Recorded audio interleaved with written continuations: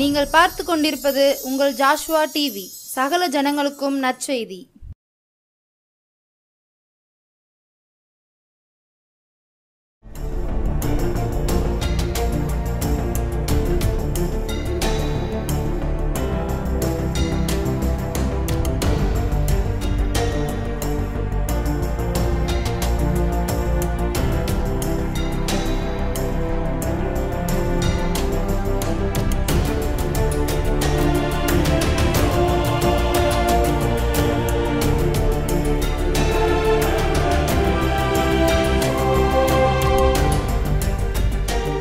ஆண்டவராக இயேசு கிறிஸ்துவின் நாமத்தினாலே இந்த நாளில் அருமையான ஜாஸ்வா டிவி நேயர்களுக்கு என் அன்பின் வாழ்த்துக்கள்.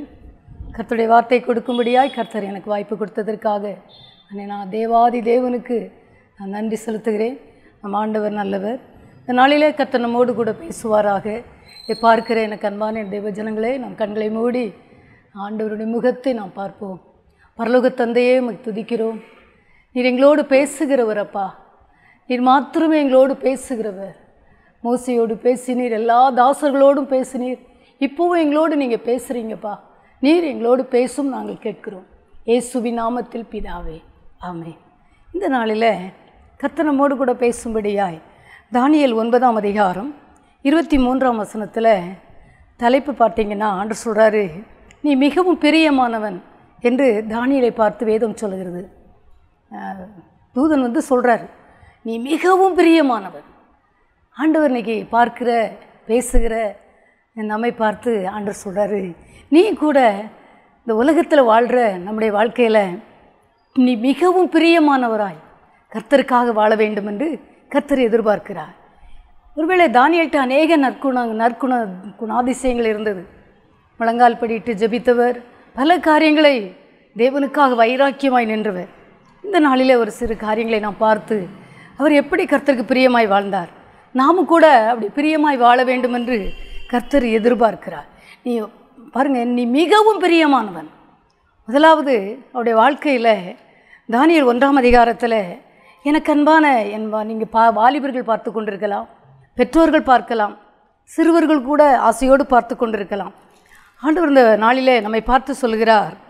தானியேல் 1ஆம் அதிகாரம் 8ஆம் வசனத்தில், தானியேல் ராஜாவின் போஜனத்தினாலும் அவர் பானம் பண்ணும் திராட்சரசத்தினாலும் தன்னை தீட்டுப்படுத்தலாகாதென்று தன் இருதயத்தில் தீர்மானம் பண்ணிக்கொண்டு தன்னை தீட்டுப்படுத்தாதபடி பிரதானிகளின் தலைவனிடத்தில் வேண்டிக் கொண்டான். இந்த தானியேலை குறித்து வேதம் சொல்கிறது, ஒரு மாசுல்லாதவன் என்று 1ஆம் அதிகாரம் 3ஆம் வசனத்தில் எழுதியிருக்கிறது. கர்த்தருடைய வார்த்தை அப்படி எழுதியிருக்கு, மாசுல்லாதவன். இதில் எழுதியிருக்கிறது, தீர்மானம் பண்ணுறான். பாவமே அதை சாப்பிடக்கூடாது, எதை சாப்பிடக்கூடாதோ, எதை பார்க்கக்கூடாதோ, எதை கர்த்தர் விரும்பலையோ அதை அவர் விரும்பலை. அப்படிப்பட்ட தானியேல் பார்த்தீங்கன்னா, அப்படிப்பட்ட தானியேல் என்று அதில் வேதத்தில் எழுதியிருக்கிறது. இங்கே தானியேல் 9ஆம் அதிகாரத்தில் நாம் வரும்போது இந்த தானியேல் எப்படி ஜெபிக்கிறார் பாருங்கள். நீங்கள் வேதத்தை வைத்திருப்பீர்களானால் இப்பொழுது நீங்கள் எடுத்துக்கொள்ளுங்கள். 9ஆம் அதிகாரத்தில் 3ஆம் வசனத்தில் வேதம் சொல்கிறது, அங்கே வேதம் சொல்கிறது, தானியேல் மிகவும் தீர்மானம் பண்ணி இதெல்லாம் சாப்பிடக்கூடாது, இதெல்லாம் விரும்பலை, ஆண்டவர் விரும்பாததை, இந்த ஒருவேளை உலகம் பாவத்தை நோக்கி ஓடிக்கொண்டு இருக்கிறது, ஆண்டவர் விரும்பாததை அவர் செய்யவில்லை. இங்கே 9ஆம் அதிகாரம் 3ஆம் வசனத்தில் சொல்கிறார், நான் உபவாசம் பண்ணி ரட்டிலும் சாம்பலிலும் உட்கார்ந்து தேவனாகிய ஆண்டவரை ஜெபத்தினாலும் விண்ணப்பங்களினாலும் தேட என் முகத்தை அவருக்கு நேராக்கி என்று எழுதுகிறார். இங்கே 9ஆம் அதிகாரத்துக்கு நீங்கள் பார்ப்பீர்களானால், தானியேல் 9 எடுத்து வாசித்து பார்ப்போமானால், அங்கே முதலாவது என்ன செய்கிறார் பாருங்க, உபவாசம் பண்ணி ரெட்டிலும் சாம்பலிலும் உட்கார்ந்து தேவனாகிய ஆண்டவரை ஜெபத்தினாலும் விண்ணப்பங்களினாலும் தேட என் முகத்தை அவருக்கு நேராக்கி. இங்கே ஒரு பாவ அறிக்கை பண்ணுகிறார். யாருக்காக பண்ணுகிறார் பார்த்தீங்கன்னா, அவர் என்ன சொல்கிறார்னா, பிதாக்களுடைய பாவத்தை அறிக்கை பண்ணுகிறார், ஜனங்களுக்காக அறிக்கை பண்ணுகிறார். அவர் என்ன சொல்கிறாரு, 4ஆம் வசனம் 9:4, என் தேவனாகிய கர்த்தரை நோக்கி ஜெபம் பண்ணி பாவ அறிக்கை செய்து, ஆண்டவரே உம்மில் அன்பு கூர்ந்து உம்முடைய கற்பனைகளை கைக்கொள்கிறவர்களுக்கு உடன்படிக்கையும் கிருபையும் காக்கிற மகத்துவம் பயங்கரமான தேவனே, பாவ அறிக்கை பண்ணுகிறார். எனக்கு அன்பான எனக்கு அன்பு நேயர்களே, இந்த உலகத்தில் பாவம் எங்கே பார்த்தாலும் பாவம் இருக்கிறது, எங்கே சென்றாலும் பாவம் செய்யலாம். அப்படிப்பட்ட காலத்துக்குள் நம் கடைசி நிமிஷத்திற்குள் வந்திருக்கிறோம். இங்கே தானியேல் பாவ அறிக்கை பண்ணுறார் பாருங்க. அவர் எப்படி சொல்கிறார் பாருங்களேன். 9ஆம் வசனத்தில் சொல்கிறாரு. இங்கே அறிக்கை பாவ அறிக்கை செய்து ஜெபம் பண்ணி, அப்படி 4ஆம் வசனம் சொல்கிறது. 9ஆம் வசனம் சொல்கிறது, அவருக்கு விரோதமாய் அவர் சொல்கிறார், அவருக்கு விரோதமாய் நாங்கள் கலகம் பண்ணி அவர் தீர்க்கதரிசிகளாகிய தம்முடைய ஊழியக்காரரை கொண்டு எங்களுக்கு முன்பாக வைத்த அவருடைய நியாயப்பிரமாணங்களின்படி நடக்கத்தக்கதாக நாங்கள் அவருடைய சத்தத்துக்கு செவி கொடாமற் போனோம். தீர்க்கதரிசிகள் சொன்னதை நாங்கள் கேட்கலை அப்படின்னு சொல்லி அறிக்கை பண்ணுறார். ஆலயத்தில் சொன்னதை, கர்த்தருடைய வார்த்தையை நாங்கள் அதை அது எப்படி சொல்கிறார் பாருங்கள். அவர் தீர்க்கதரிசிகளாகிய தம்முடைய ஊழியக்காரரை கொண்டு எங்களுக்கு முன்பாக வைத்த நியாய பிரமாணங்களுக்கு நாங்கள் நடக்கத்தக்கதாக நாங்கள் அவருடைய சத்தத்திற்கு செவி கொடாமற் போனோம் என்று பாவறிக்கை பண்ணுகிறார். இந்த நாளில் கூட பாவம் செய்யாதவர்கள் ஒருவரும் இல்லை. ஆனால் வேதம் சொல்கிறது, பாவம் செய்கிற ஆத்துமா சாகவே சாகும் என்று வேதம் சொல்கிறது. ஒருவேளை பாவத்திலே நாம் வாழ்ந்து கொண்டே இருப்போமானால் நம் ஆத்துமாவும் மரித்துவிடும், நம் ஆவியும் மரித்துவிடும். இங்கே எனக்கு அன்பான பெற்றோரே, இந்த நாளில் நம் தீர்க்கதரிசி சொல்கிறதையும் கேட்குற, வேதம் சொல்கிறதையும் ஆண்டவர் சொன்னதையும் கேட்குறது இல்லை. இன்றைக்கி நம்ம மன்னிப்பு கேட்க போகிறோம். ஆண்டவர்கிட்ட கேளுங்க, ஏன் அவன் பிரியமானவன் என்று பெயர் பெற்றார் தெரியுமா? பாவம் செய்யாத ஒரு தீர்க்கதரிசி இங்கே சொல்கிறாரு, நாங்களாம் பாவம் செய்தோம், பிதாக்களுடைய பாவத்தை, ஜனங்களுடைய பாவத்தை, தேசத்தின் பாவத்திற்காக அவர் மன்னிப்பு கேட்கிறார். அது மட்டுமா, 10ஆம் வசனத்தில் சொல்கிறாரு, ஆனாலும் எங்கள் தேவனாகிய ஆண்டவரிடத்தில் இரக்கங்களும் மன்னிப்புகளும் உண்டு என்று சொல்லுகிறார். ஆமாம், எப்படி சொல்கிறார் பாருங்களேன். ஆனாலும் எங்கள் தேவனாகிய ஆண்டவரிடத்தில் இரக்கங்களும் மன்னிப்புகளும் உண்டு. தானியேலை போல இந்த வேளையில் கூட பாவத்துக்காக, மற்றவர்களுக்காக, ஒருவேளை ஆண்டவர் பிரியமானவர் என்று சொல்வதற்கு ஒரு பெரிய அதில் திட்டம் இருக்கிறது என்பது நீங்கள் புரிந்து கொள்ள வேண்டும். மற்றவருடைய பாவத்தை தன்னுடைய பாவமாக எடுத்து அறிக்கை பண்ணுகிறார். ஆனாலும் எங்கள் தேவனாகிய ஆண்டவரிடத்தில் இரக்கங்களும் மன்னிப்புகளும் உண்டு. பரிந்து பேசுகிறார். எனக்கு அன்பான என் அன்பு செல்வங்களே, பெற்றோரே, இன்றைக்கு நம்ம ஆண்டவர்கிட்ட நம்ம அநேக வேளையில் நினைக்கிறோம், ஆண்டவர் நம்மளை பிரியமானவன் என்று பேர் கூட மாட்டாரா? சில தீர்க்கதரிசிகள், ஊழியர்கள், ஒருவேளை தேவ பிள்ளைகள், நல்ல வல்லமையை பயன்படுத்தப்படுகிறவர்கள் பிரசங்கம் பண்ணும்போது, அவர்கள் ஜெபிக்கும் போது நம்ம நினைப்போம், நம்ம பெயரை சொல்லி கூப்பிட மாட்டார்களா அப்படின்னு நம்ம நினைக்கிறோம். நல்லது. ஆனால் ஆண்டவர் சொல்கிறாரு, இதில் நீ மிகவும் பிரியமானவன். எப்போ தெரியுமா? நாம் பாவத்துக்காக, மற்றவர்களுக்காக நாமும் பாவம் செய்யக்கூடாது, மற்றவர்களுக்காகவும் நாம் பரிந்து செபிக்க வேண்டும் என்று கர்த்தர் இந்த நாளிலே நமக்கு அறைகூவல் விடுகிறார்.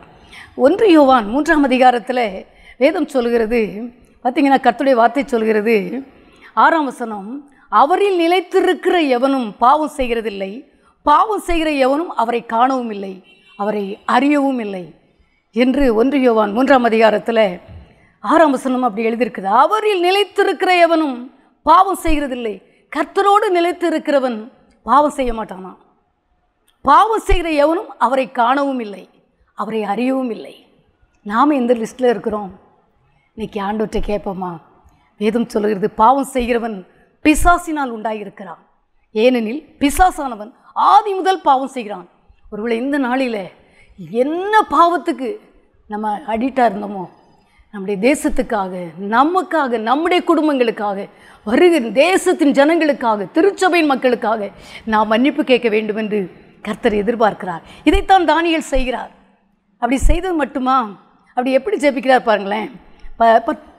தானியேல் 9ஆம் அதிகாரம் 19ஆம் வசனத்தில், ஆண்டவரே கேளும், ஆண்டவரே மன்னியும், ஆண்டவரே கவனியும், என் தேவனே உம்முடைய நிமித்தமாக அதை தாமதியாமல் செய்யும், உம்முடைய நகரத்துக்கும் உம்முடைய ஜனத்துக்கும் உம்முடைய நாமம் தரிக்கப்பட்டிருக்கிறதே என்றேன். கிறிஸ்தவ ஜனங்களுக்காக ஜெபிக்கிறார். இதில் ஆண்டவரே கேளும், ஆண்டவரே மன்னியும், ஆண்டவரே கவனியும் அப்படி சொல்லி கதறார். இப்படி ஜெபித்து கொண்டு வரும்போது எனக்கு அன்பான பெற்றோரே, நம் ஆண்டவர் எண்ணாகமம் 16ஆம் அதிகாரம் 20ஆம் வசனம் அப்படி சொல்லுகிறது, நம்ம மன்னிப்பு கேட்கும்போது மோசே மன்னிப்பு கேட்ட உடனே ஆண்டவர் சொல்கிறாரு, உன் வார்த்தையின்படியே மன்னித்தேன்னு சொல்கிறாரு. நம்ம பரிந்து ஜெபிக்கும்போது, மன்னிப்பு கேட்டு ஜெபிக்கும்போது, நாம் ஆண்டவராகிய தேவன், ஆண்டவராகிய இயேசுப்பா நம்முடைய எல்லாருடைய பாவத்தையும் மன்னிக்கிறார். அவருடைய எல்லா பாவங்களையும் மன்னிக்கிறது மாத்திரமல்ல, உங்களுக்கும் எனக்கும் ஒரு பெரிய கிருபை தருகிறார். என்ன தெரியுமா? ஒரு ஜெப வீரன், ஒரு பரிந்து ஜெபிக்கிறவன் என்று உங்களுக்கும் எனக்கும், உங்களுக்கு இதை பார்த்து கொண்டிருக்க தேவ ஜனமே ஒரு சர்டிஃபிகேட் கொடுக்கிறார். என் பிள்ளை மற்றவங்களுக்காக ஜெபிக்கிறான், அந்த ஜெபத்தை ரொம்ப விரும்புகிறார். யோபு ஜெபித்தார் அல்லவா? கர்த்தராகிய தேவன் இந்த நாளில் இப்படி நாம் ஜெபிக்க வேண்டும். மன்னியும். நம்ம நிறைய அநேக வேளையில் ஊழியர்கள்லாம் பனிஷ்மெண்ட் கொடுக்குறோம், இவங்க அப்படி செய்யலை அதனால இவங்களுக்கு இந்த தண்டனை வந்தது. ஆனால் அப்படி இவர் ஜெபிக்கலை. எல்லாரும் குறைவுள்ளவர்கள் தான், உடனே தண்டனை. அவங்க அதை செய்யலை, அதனால் அவங்களுக்கு அந்த தீர்ப்பு வந்திருக்கு. இல்லை, எல்லாரும் பாவம் செய்து தேவ மகிமை அற்றவர்களானோம் என்று வேதம் சொல்கிறது. இன்றைக்கு ஆண்டவர் என்னுடைய பாவத்தை மன்னியும், எங்கள் ஜனத்தின் பாவத்தை மன்னியும், என் திருச்சபையின் பாவத்தை மன்னியும், எங்கள் கிராமத்தின் பாவத்தை, ஜனங்களின் பாவத்தை மன்னியும் என்று நாம் கேட்கப் போகிறோம். அது மட்டுமல்ல, ரெண்டாவது பார்த்தீங்கன்னா, இந்த தானியேல்கிட்ட இருந்த ஒரு பெரிய குணாதிசயத்தை பாருங்களேன். என்ன கிருபை ஆண்டவர் கொடுத்துருந்தார்னா, இங்கே ஆண்டுடைய வார்த்தை சொல்கிறது, பெல்சாத்தார் அவர் ஒரு கனவு காண்கிறாரு. அது தடுமாற வைத்து விட்டது. யாருக்குமே அதுக்கு பதில் சொல்ல முடியவில்லை, விளக்கம் சொல்ல முடியவில்லை. இங்கே என்ன நடக்குன்னு பார்த்தீங்கன்னா, 5ஆம் அதிகாரத்தில் 11ஆம் வசனத்தில், அந்த 10ஆம் வசனத்தில் ராஜாத்தி வர்றா ராஜாவை பார்க்கும்படியாய். 11ஆம் வசனத்தில், உம்முடைய ராஜ்யத்தில் ஒரு புருஷன் இருக்கிறான். பாருங்க, புருஷன் இருக்கிறான், அவனுக்குள் பரிசுத்த தேவனுடைய ஆவி இருக்கிறது. உம்முடைய பிதாவின் நாட்களில் வெளிச்சமும் விவேகமும் தேவர்களின் ஞானத்துக்கு ஒத்த ஞானமும் அவனிடத்தில் காணப்பட்டது. ஆகையால் எனக்கு அன்பான பெற்றோரே, இந்த தானியேல் பாவம் செய்யலை, பாவம் செய்தவர்களுக்காக ஜெபிக்கிறார். பரிசுத்தமாய் வாழ்ந்த தானியேல், இங்கே இவருக்குள்ளாய் பரிசுத்த ஆவியானவர் இருக்கிறார். இந்த ராஜாத்திக்கு அறிவிக்கப்பட்டிருக்கிறது, பேசியிருக்காங்க, அப்படி எழுதியிருக்கு. பார்த்தீங்கன்னா அந்த 10ஆம் வசனத்தில் அந்த அம்மா சொல்கிறாங்க, ராஜாத்தி சொல்கிறா, ராஜாவை பார்க்க வருகிறாள். வரும்போது சொல்கிறா, அப்பொழுது ராஜாத்தி, ராஜாவே நீர் என்றும் வாழ்க, உமது நினைவுகள் உம்மை கலங்க பண்ணவும் உமது முகம் வேறுபடவும் வேண்டியதில்லை. ஏன்னா உங்கள் ராஜ்யத்துக்குள்ளே, உங்கள் அரண்மனைக்குள்ளே ஒரு தம்பி இருக்கிறான். என்ன சொல்கிறா பாருங்களேன், அவருக்குள் பரிசுத்த தேவனுடைய ஆவி இருக்கிறது, பரிசுத்த ஆவியானவர் இருக்கிறார் என்பதை அந்த அருமையான ராணி தாயார் சொல்கிறாங்க. நம்மை குறித்து ஆண்டவர் இன்னைக்கு சொல்கிறாரு, நீங்களும் நானும் பரிசுத்த ஆவியானவரை பெற்றுக்கொள்ள வேண்டும் என்று கர்த்தர் விரும்புகிறார். அநேகர் இந்த நாட்களில் அதை குறித்து கவலைப்படுவதே இல்லை. ஆவியானவரை நீங்கள் பெற்றுக்கொள்ள வேண்டும், பெற்றுக்கொண்டவர்கள் அதிலே வளர வேண்டும், ஆவியானவர்களால் நடத்தப்பட வேண்டும், ஆவியானவர்களுக்கு நிரம்பி இருக்க வேண்டும், அந்நிய பாஷை வரங்களோடு பெற்றுக்கொள்ள வேண்டும். ஆண்டவர் இந்த நாள் உங்களை பார்த்து சொல்லுகிறார், ஒருவேளை உங்களுக்கு மேற்கொள்ள முடியாத பிரச்சனைகளை, மேற்கொள்ள முடியாத பாவங்களை பரிசுத்த ஆவியான உங்களுக்குள்ளாய் பலமாய் ஊற்றப்படும் போது அதையெல்லாம் சீ என்று உதறி தள்ளி ஓட முடியும். அதைத்தான் இந்த தானியேலுக்கு கர்த்தர் கொடுத்திருந்தார். 14ஆம் வசனம் சொல்லுகிறது, 5ஆம் அதிகாரம் 14ஆம் வசனம் சொல்லுகிறது. இங்கே ராஜா சொல்கிறாரு, நீங்கள் எடுத்து வாசித்து பாருங்கள், ரொம்ப இனிமையாக இருக்கும். உனக்குள்ளே தேவர்களின் ஆவி உண்டென்றும் வெளிச்சமும் புத்தியும் விசேஷித்த ஞானமும் உன்னிடத்தில் காணப்பட்டதென்றும் உன்னை குறித்து கேள்விப்பட்டேன். இந்த எழுத்தினுடைய ஆண்டவர் சொல்கிறார், ராஜா சொல்கிறாரு, உனக்குள்ளே அப்படிப்பட்ட ஒரு விசேஷ ஆவி இருக்கிறது என்பதை நான் அறிந்து கொண்டேன் என்று சொல்லுகிறார். அதை அந்த அர்த்தத்தையும் தானியேல் சொல்லுகிறார். நமக்கு எல்லாருக்கும் தெரியும், எனக்கு அன்பான தேவ பெற்றோரே, ரகசியத்தை கர்த்தர் உங்களுக்கு கற்றுக்கொள்ள கொடுக்க வேண்டும் என்று விரும்புகிறார். அநேக ரகசியங்களை, மறைபொருளை வெளிப்படுத்துவதற்கு பரிசுத்த ஆவியானவர் தேவை, பரிசுத்த ஆவியானுடைய வழிநடத்துதல் தேவை. ரோமர் 8ஆம் அதிகாரத்தில் பவுல் அப்படி எழுதுகிறார், எவர்கள் ஆவியினால் நடத்தப்படுகிறார்களோ அவர்களே ஆவியானவரால் நடத்தப்படுறவங்க மட்டும்தான் தேவ புத்திரர் என்னப்படுவார்கள் என்று வேதம் சொல்கிறது. மாம்சத்தின் சிந்தை, மாம்சத்தின் வார்த்தைகள் எல்லாம் மரணத்தை குறிக்கிறது. எனக்கு அன்பான என் செல்வங்களே, இந்த வேதத்தை நீங்கள் இந்த டிவியை பார்த்து கொண்டிருக்கிற எனக்கு அன்பான தேவ பிள்ளைகளே, முதலாவது பாவத்திலிருந்து வெற்றி வரும்போது பரிசுத்த ஆவியானவர் பெற்றுக்கொள்ள வேண்டும். பரிசுத்த ஆவியானவர் நம்மை அழகாய் கைடு பண்ணுவார். ஒவ்வொரு நாளும் இப்படி நடந்து கொள், இப்படி ஜெபி, இப்படி பாடு, இப்படி கர்த்தரை ஆராதி. மறைபொருளை வெளிப்படுத்துவார். என்ன நடக்க போகிறது, தேசத்தில் என்ன நடக்க போகிறது, பரிசுத்தவான்களுக்கெல்லாம் சொல்லிக் கொடுக்கிறார் அல்லவா? நாம் கேட்கிறோமே. உங்களுக்கும் சொல்லுவார், உங்கள்கிட்ட பேசுவார். ஆவியானவர் மெல்லிய சத்தமாய் நம்மோடு கூட பேசுவார். அந்த ஆவியானவர் தானியேலுக்குள்ள இருந்தார். அவன் ஜெபித்தவன், முழங்கால் படியில் எல்லாருக்கும் தெரியும், 3 வேளையும் முழங்கால் படியிட்டு ஜெபித்தவர். மரணம் வருவதாய் இருந்தாலும் ஜெபித்த தானியேல். அப்படித்தானே எனக்கு அன்பான செல்வங்களே? இந்த நாளிலே ஆண்டவர் சொல்றாரு, முதலாவது பாவத்தை விட்டு விலகு. 2வது, நீ வர வேண்டிய இடம், நீ மற்றவர்களுக்காக எல்லாருக்காக நம்ம ஜெபிக்க வேணும். யாருக்கும் நம்ம தீர்ப்பு சொல்ல வேண்டிய அவசியமே இல்லை. தீர்ப்பு சொல்வது கர்த்தர். ஆண்டவர்கிட்ட எல்லாருக்காக நம்ம மன்னிப்பு கேட்க போகிறோம். தலைவர்களாக இருக்கலாம், எல்லாராக இருக்கலாம், போதகர்களாக இருக்கலாம், மேய்ப்பர்களாக இருக்கலாம், நம்ம குடும்பங்களாக இருக்கலாம், திருச்சபையின் மக்களாக இருக்கலாம், எல்லாம் நமக்கு எதிராளியாக இருக்கலாம். எல்லாருக்காக நம்ம பரிந்து ஜெபிக்க போகிறோம். பரிந்து ஜெபித்த ஆபிரகாம், பரிந்து ஜெபித்த நம்ம இயேசுப்பா, இங்கே இவரும் அப்படித்தான் ஜெபிக்கிறார். 9ஆம் அதிகாரத்தில் பரிசுத்த ஆவியானவரால் வழிநடத்தப்படுகிறார். அந்த எழுத்தை ராஜாவுக்கு எழுத்து, அந்த சுவரில் எழுதப்பட்ட எழுத்தை, மறைபொருளை வெளிப்படுத்தினதும் தானியேல் தான். ஆமாம், மட்டிட்டு முடிவு உண்டாக்குவார் என்று அதை சொல்லுகிறார். இப்படி தான் பாருங்க, ஆண்டவர் அப்படிப்பட்ட மறைபொருளை 5ஆம் அதிகாரத்தில் அப்படி எழுதியிருக்கிறது. எனக்கு அன்பான தேவஜனமே, 3வது ஆண்டவர் சொல்கிறார். பார்த்தீங்கன்னா நமக்கு என்ன சொல்கிறார், அந்த 2வது கடைசியில் பார்த்தீங்கன்னா 25ஆம் வசனம், எழுதப்பட்ட எழுத்து என்னவென்றால் மெனே மெனே தெக்கேல் உப்பார்சீன் என்பதே. இந்த வசனத்தின் அர்த்தமாவது, மெனே என்பதற்கு தேவன் உன் ராஜ்யத்தை மட்டிட்டு அதற்கு முடிவுண்டாக்கினார் என்றும், தெக்கேல் என்பதற்கு நீ தராசிலே நிற்கப்பட்டு குறைய காணப்பட்டாய் என்றும், மட்டிட்டு முடிவுண்டாக்குவார் என்பதை ஒரு ராஜாட்ட போய் மறைபொருளை வெளிப்படுத்துகிற பரிசுத்த ஆவியானவர் தானியேலுக்குள் இருந்தார். உங்களுக்கு கூட ஆவியானவர், நீங்கள் ஆவியானவற்றை கேளுங்க. ஆண்டவரை என்னை ஆவியானவரால் நிரப்புங்கன்னு கேளுங்க. இன்றைக்கு அதுக்கு கொஞ்சம் உபவாசம் போடுங்க. ரட்சிப்பு இலவசமாய் வரும். அபிஷேகம் கொஞ்சம் கஷ்டப்பட்டால் தான் வரும். விலக்கரையும் செலுத்த வேண்டும், பரிசுத்தத்துக்கு ஒப்பு கொடுக்க வேண்டும், முழுவதுமாய் தேவ சமூகத்தில் அர்ப்பணிக்க வேண்டும். முன்ன பார்த்தீங்கன்னா நீங்கள் இந்த நாளில் ஆவியானவரை பெற்றுக்கொள்ளுங்கள். எப்படி கிடைப்பார்? கட்டாயம் தருவார். எல்லார் மேலேயும் ஆவியானவர் ஊற்றப்படுகிறவர்.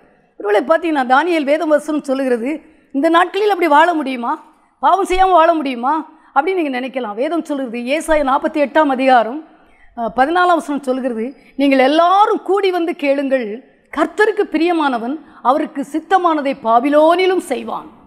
பாபிலோனிலும் செய்வானா? பாபிலோன்னா குழப்பமான இடம், பிரச்சனை நிறைந்த இடம். அபிஷேகத்தை பெற்றால் பொய் சொல்லாமல் வாழ முடியுமா? ஆவியான உங்களுக்கு உதவி செய்வார். அப்படிப்பட்ட வழிகளை தருவார், அப்படிப்பட்ட பிரசன்னத்தை தருவார். பாபிலோனிலும், அந்த வசனம் அப்படி சொல்லுகிறது, பாபிலோனிலும் கர்த்தருக்கு பிரியமானவன் அவருக்கு சித்தமானதை பாபிலோனிலும் செய்வான். அப்படிப்பட்ட காரியத்தை, எத்தனை குழப்பம் வரட்டும், ஆவியான உங்களை எடுத்து நிறுத்த, உங்களை வழிநடத்த, உங்களை செபிக்க வைக்க, அந்நிய பாஷையில் நிரம்பி கிருபை வரங்களை பெற்றுக்கொள்ள உதவி செய்வாராக. 3வது ஒரு காரியத்தை வாசிக்கலாம். பார்த்தீங்கன்னா இப்படி ஜெபித்து வர்றாரு 9ஆம் அதிகாரத்தில், தானியேல் 9ல் எப்படி எல்லாருக்காக மன்னிப்பு கேட்டு வர்றாரு. அப்படி ஜெபிக்கும் போது தான் இப்படி நான் சொல்லி 20ஆம் வசனம், ஜெபம் பண்ணி என் பாவத்தையும் என் ஜனமாகிய இஸ்ரவேலின் பாவத்தையும் அறிக்கையிட்டு என் தேவனுடைய பரிசுத்த பர்வதத்துக்காக என் விண்ணப்பத்தை என் தேவனாகிய கர்த்தருக்கு முன்பாக செலுத்தி கொண்டிருந்தேன். அப்படி சொல்கிறார். நான் எல்லாருக்காக ஜெபித்து கொண்டு இருக்கிறேன், என் ஜனத்திற்காக. அப்படி சொல்லி ஜெபிக்கும் போதே வசனம் வருகிறார். அப்படி சொல்கிறார், என்ன தேவதூதன் வருகிறார். அப்படி நான் ஜெபம் பண்ணி கொண்டிருக்கும் போதே முதல் தரிசனத்திலே நான் கண்ட புருஷனாகிய காபிரியேல் வேகமாய் பறந்து அந்திப்பலியின் நேரமாகிய வேளையில் என்னை தொட்டான். தேவதூதன் வந்துட்டார், காபிரியேல் வந்து விட்டார். முழங்கால் என்ன பதில் வருதுன்னு பாருங்க, நீ மிகவும் பிரியமானவன், ஆதலால் நீ வேண்டிக் கொள்ள தொடங்கின போதே கட்டளை வெளிப்பட்டது, நான் அதை அறிவிக்க வந்தேன் என்று சொல்லுகிறார். நீ முழங்கால் போட்ட உடனே பரலோகத்திலிருந்து கட்டளை வருகிறது. எனக்கு அன்பான பெற்றோரே, நீங்கள் பல விதத்தில் கண்ணீர் வடித்துக் கொண்டிருக்கலாம், இந்த காரியம் நடக்கவில்லையே. இன்றைக்கு ஆண்டவர் சொல்லுகிறார், உங்களுக்கு பரலோகத்திலிருந்து தூது வருகிறது, காபிரியேல் வருகிறார், நற்செய்தி கொண்டு வருகிறார். நற்செய்தி முழங்கால் படியிட்டவுடன் கட்டளை பிறப்பிக்கப்பட்டது. கட்டளை என்ன தெரியுமா? உடனே கொடுத்து அனுப்பு. கர்த்தர் உங்களுக்கு கொடுத்து அனுப்புகிறார். எந்தெந்த காரியத்திற்காய் கண்ணீர் விட்டு கொண்டு இருக்கிறீர்களோ இந்த நாளில் முதலாவது பாவத்தை விலகி மற்றவர்களுக்காக ஜெபிக்கும்படியாய் கர்த்தர் உங்களை ஏவுகிறார். பரிசுத்த ஆவியானவரை பெற்றுக்கொண்டு அவருக்காக ஓடும்படியாய் ஆவியானவரை வழிநடத்திற்கு ஒப்புக் கொடுங்கள். மூன்றாவது, அப்படி ஜெபிக்கும் பொழுது பரலோகத்திலிருந்து தேவதூதன் இறங்கி வருகிறார். இப்படி பாவத்தை அறிக்கை பண்ணி ஜெபிக்கும் போது பரலோகத்தின் தேவதூதன் வந்து, நீ மிகவும் பிரியமானவன். பார்த்து கொண்டிருக்க தேவஜனமே, இன்றைக்கு கர்த்தர் சொல்கிறார், நீ மிகவும் பிரியமானவன். நீ வேண்டிக் கொள்ள தொடங்கின போதே கட்டளை வெளிப்பட்டது. அது மட்டுமல்ல, நீ பிரியமானவன் என்று கர்த்தர் சொல்லுகிறார். கண்களை மூடி நாம் ஜெபிப்போமா? பரலோக தந்தையே, உம்மை துதிக்கிறோம் ஐயா. எல்லா கமஸ்வீக்கரோ இவர்களுக்கு எல்லா காரியங்களிலும் எங்கெங்கெல்லாம் தடை இருந்துச்சு ஐயா, எல்லா தடைகளும் விலகி போவதாக இயேசுவின் நாமத்தினாலே. தேவதூதன் இறங்கி, நீ பொய் சொல்ல மனுஷன் அல்ல, தேவதூதன் அப்படியே இறங்கி, காவிரியில் இறங்கி வந்தவர் எல்லார் இல்லத்திற்குள்ளாய் என்னென்ன காரியங்களை செய்ய வேண்டுமோ துரிதமாய் செயல்படுவாராக. நற்காரியங்கள் நடப்பதாக. இவர்கள் இன்னும் கர்த்தருக்கு பிரியமாய் நடப்பார்களாக. இன்னும் பிரியமானவர்கள் என்று பெயர் பெறுவார்களாக. இவர்கள் குடும்பங்கள், திருச்சபையின் மக்கள் எல்லாரையும் பிரியமானவர்கள் என்று முத்திரை போடுவீராக. பார்க்கிற ஒவ்வொருவரையும் ஆசீர்வதிப்பீராக. நெற்றிலே அடையாளம் போடுவீராக. ஆசீர்வதிப்பீராக. இந்த அனுபவத்தை இவர்கள் அனுபவிப்பார்களாக. இயேசுவின் நாமத்தில் ஜெபிக்கிறோம் நல்ல பிதாவே, ஆமென்.